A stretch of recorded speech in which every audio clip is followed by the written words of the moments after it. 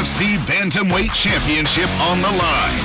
Up first, a destructive force who's been dominant since her UFC debut.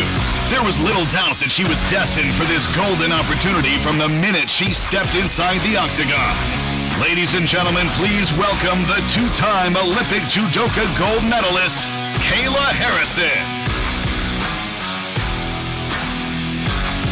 And for the champion, a woman who has gone through the fires of the 135-pound class. She holds wins over some of the biggest names to ever compete in the UFC.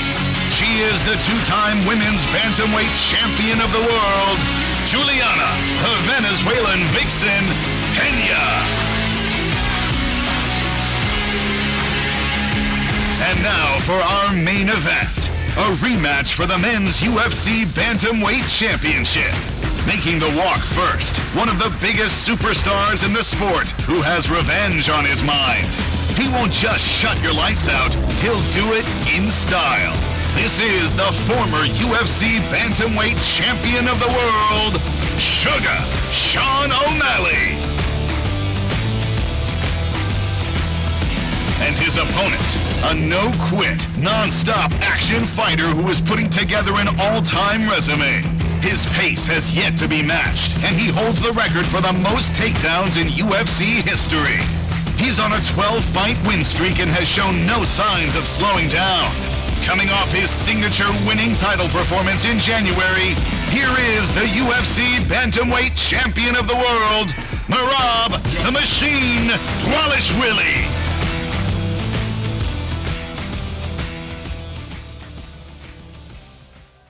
What's up, guys? Thanks for coming out today.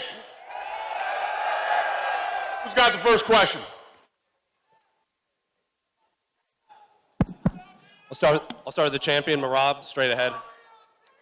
Before we get into the actual fight, I have to ask, you're wearing the jacket. It seems like you have a Sean doll with you. So I guess, what prompted this attire and to bring that out? Say one more time, please. Just asking about the jacket and this doll that you brought out. This is a little joke, of course, but I'm dead serious for this fight. We all know Sean. He's a good fighter.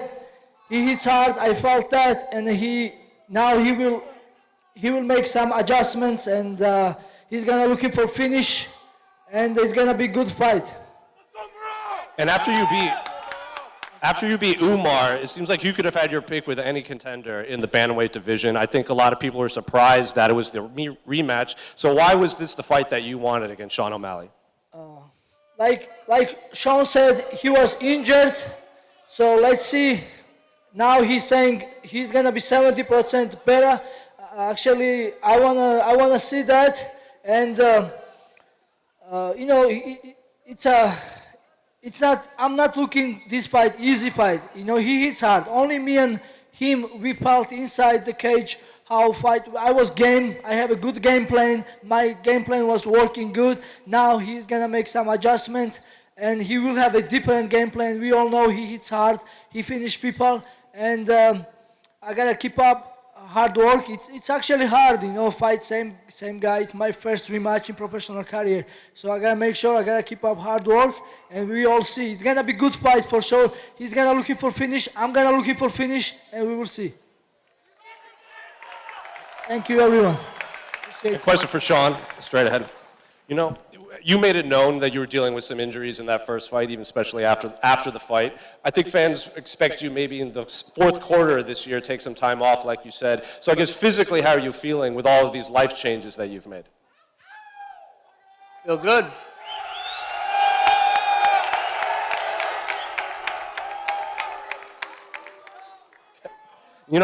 When your other rematch that you've had against Chito Vera after the first fight, you had to wait several years to kind of prove that was a fluke, and then you put on one of your best performances here in Miami. So I guess, how are you approaching this rematch with Merab, and what adjustments have you made that Merab has been alluding to?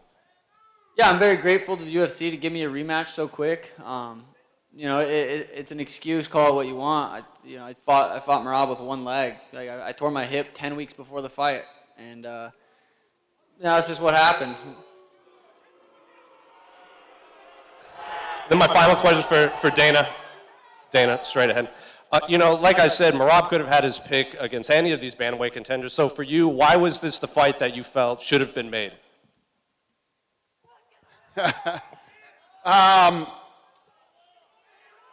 This is the fight that people wanted to see. Except for these 6 guys over here.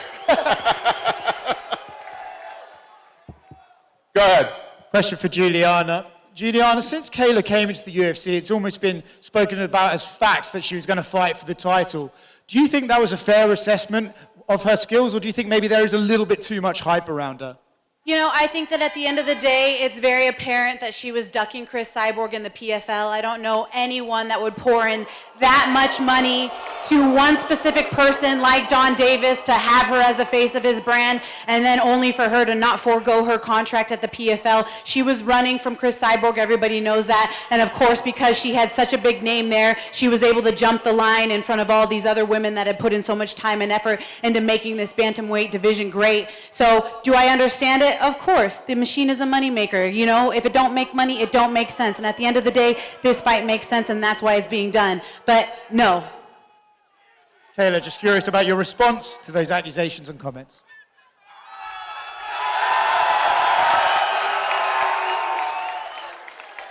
Listen, I'm not ducking anybody. I'm not running from anybody. I came to the UFC because it's the best organization in the world. And according to that, you should be the best fighter in the world. And on June 7th, we're gonna find out. That's what they all say. That's what they all say. Kayla, obviously the goal is to win the belt, but would it be a little bit sweeter to be able to win it off Juliana, considering the little bit of needle between you two? Oh yeah, I'm getting paid to have fun right now. I'm getting paid to put an elbow right through her skull. Yeah. That's what she thinks, but at the end of the day, how are you going to beat me, Kayla? How are you going to beat me? You literally are going to be, first off, actually, I wanted to know, are you okay, honestly? Because I know that you have to, like, piss blood, spit blood in order to weight drain yourself, you weight bully, to make this division in the first place. This is going to be your first fight at 135 pounds. You don't get God making that extra pound from 137 to 136. You have to make 135.0, and it's the first time that you're in a 5-round, 25-minute fight in my world. It's not the first time in a 5-round fight, sweetie. Do your homework. Okay, do your homework. You're fighting a bunch of grandmas that are ready for the freaking wheelchair. First I was ducking Cyborg, now I was fighting grandmas. Which is it? Pro to five fights. Girls that have never ever fought again after they fought you. Listen. You better thank God for that extra pound. You're going to need every little thing you can to help you. How are you going to beat Kayla? How are you going to beat me? You're going to lay on top of me for 25 minutes? Good luck. You're going to knock me out? You're going to knock me out? Good luck. I think we saw right there how you doing, Amanda. She wasn't able to knock me out. I've never seen you knock anybody out. You're going to knock me out? You're going to submit me? You're going to win in a dogfight? Good fucking luck. Actually, that brings me on to my next question. I did notice Amanda Nunes was sitting down here. You know, there's a trilogy been discussed. Kayla, you and Amanda's always been discussed. Could the winner be the person to draw Amanda Nunes out of retirement for a massive fight later this year? Was that for me? No, it's to Kayla and Juliana, but if you want to answer. No, I'll answer that. At the end of the day, Amanda hates Kayla more than she hates me. That's a fact. She wants nothing to do with me, and she wants to fight Kayla. That's why she's sitting in the back, and as Dana said, she retired a little bit too early. She's waiting to see what happens, but she wants to fight Kayla more than she wants to fight me because she knows that that's a big freaking fight, and it's going to be a long night in the office, just like Kayla knows. That's why she's being a lot nicer than you guys have ever seen her before. Another one for you, Juliana. In your first reign, you were not able to get a title defense. If you're able to defend the belt this time around against someone of Kayla's stature, would this make it a more satisfying title reign this time around?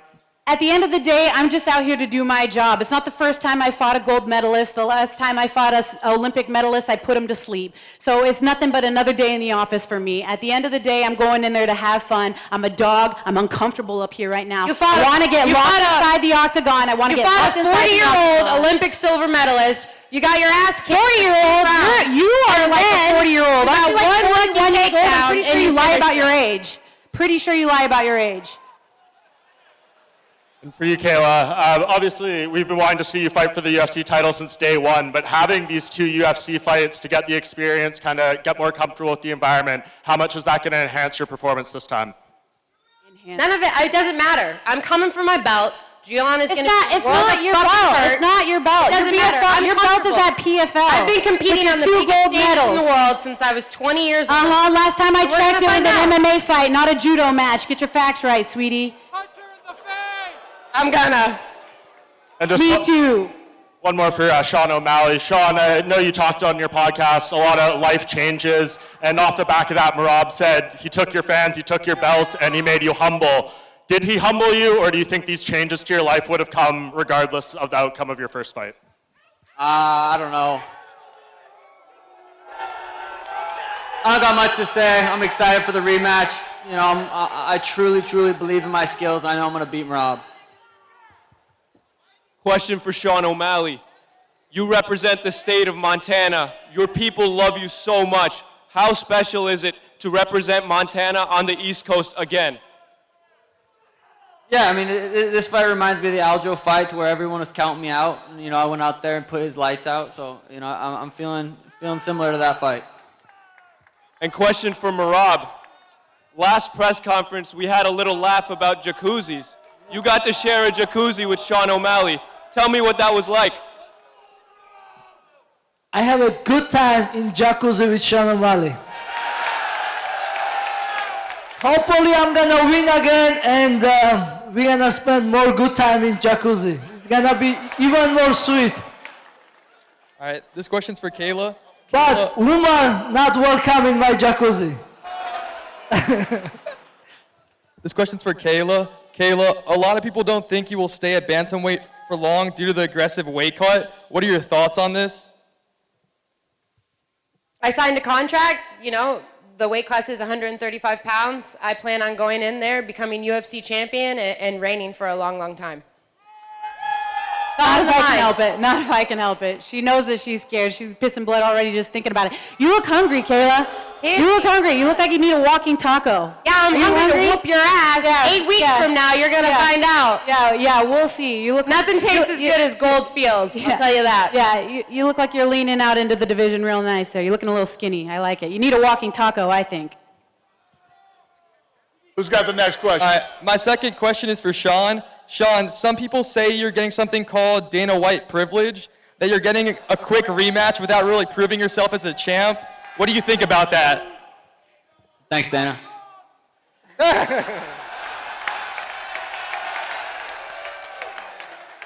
ahead, who's next? Sean, a year ago, you were in the same arena in a war against Vera that you won. Amazing fight. Everyone in Miami loves you. Do you think you came back a little too fast for the next fight? I wouldn't call that a war, but no, I don't think I came back too fast. You know, no. Do you think when you're going to be in Newark with all those New Jerseyites out there, are they going to support you like the Miamians did here? Yeah, I don't know. It's full circle. Newark's where I watched Henry and Aljo fight, and I got the winner of that fight. It's where I handed Merab my jacket, and you know, it's full circle. Thank you. Dana, over here. I Go ahead. did. Amanda Nunes is sitting right there. You've said that you believe she retired a bit early. Do you think she fights again? Do I think Amanda Nunes fights again? She just said yes. And question for Kayla. There we go. Which means that me booing her in Canada was right because I knew that she was retiring too early, just like Dana said, and just like you guys are all seeing. She's not done. She's just sitting there in the sidelines to see what happens because she didn't want to fight that trilogy fight like I was asking for. Kayla, you didn't get to answer the previous question when they asked you about Amanda. Should you beat Juliana Peña? Do you think that's the next fight, you versus Amanda? Absolutely. I think Amanda and I both know that that's what's going to happen. And real quick, We'll see. Real quick one for Merab. For the belt. Merab, this time around, the build-up with Sean O'Malley is a little bit more tamed, right? Do you enjoy that, or do you prefer to have a little bit more fire going into a fight? definitely different feeling because last time we fought, he was disrespect me. He was talking trash, and I was saying like, "Oh, I'm gonna show you," and I did show. This time he's very humble and very respectful, and it's hard for me to like to take a serious. But I'm gonna do my best to keep it professional, and I know he's gonna make adjustments and it's gonna be different fight. I know he's gonna stop my takedowns and it's gonna be interesting fight. And I'm excited to see too. And I'm gonna make sure I gotta keep up hard work. Yep. Go ahead. Yeah, go ahead. Question for Merab. Merab, you recently said that you would like to go up to featherweight, but you don't want to face Volkanovski because you love him too much. And he's a very good fighter. If Diego Lopez wins this weekend, would you think about going up to featherweight? Oh, you put me in bad spot, my friend. Yeah, let's see. First, I have to win against top opponent like Sean O'Malley. Like I said, he will have a different game plan. I have to win this. Yeah, and I like Diego Lopez too, but I would like to fight him. But. He's fighting Volkanovski. I think Volkanovski going to win tomorrow. Even. Yeah. Another one, Merab. In your last fight, you gave him some kisses. It was playful. But are you also prepared for Tim Welch to be in his corner, calling out your name again, and some other dirty tactics? Yeah. This time I will ignore. No, I don't. Let's see. Maybe more kisses. Maybe a little bit slap to the ass. We see, but no. I'm talking like cocky now. No. It's gonna be good fight, guys, and I gotta make sure. I gotta win. I gotta win this fight. Sean O'Malley, like he said, he's gonna be 70% better, and he quit lots of things. And let's see how it's gonna help. We'll see. Question for Sean. Sean, Merab has the best cardio in the UFC. Are you going to do anything in particular to improve your cardio and keep up with Merab over 5 rounds? I mean, he does have great cardio. I did win 2 of the last 3 rounds that fight. According to the judges, sorry. Yeah, he's got great cardio. I'm working really hard. I'm excited to go out there and perform. I did! We got one more. We got one more up here? We got no more? What? Go ahead. All right, this is a question for Dana. Dana, I'm a 17-year-old kid and I've flown all the way over from Australia because I wanted to prove myself worthy of being a new UFC interviewer. And I've interviewed all your biggest fighters, Israel Adesanya, Daniel Cormier, even Nina Drama, and everyone is sick of the media. Everyone is sick of being asked the same old questions. And You're doing great, kid. Keep going. What do you got? I know the last time someone asked for opportunity at the press conference, it was a fighter. I think it's now time to give the opportunity to someone outside the octagon.